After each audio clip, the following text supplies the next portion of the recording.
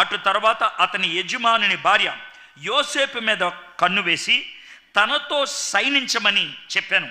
అయితే అతడు ఒప్పక, నా యజమానుడు తనకు కలిగినదంతయు నా చేతికి అప్పగించిన కదా, నా వశమున తన ఇంటిలో ఏమున్నదో అతడు ఎరుగడు, ఈ ఇంటిలో నాకంటే పైవాడు ఎవడునూ లేడు, నీవు అతని భార్య పైనందున నిన్ను తప్ప మరి దేనిని నాకు అప్పగింపక ఉండలేదు, కాబట్టి నేనెట్లు ఇంత ఘోరమైన దుష్కార్యం చేసి దేవునికి విరోధముగా పాపము కట్టుకుందునని తన యజమానుని భార్యతో అనెను.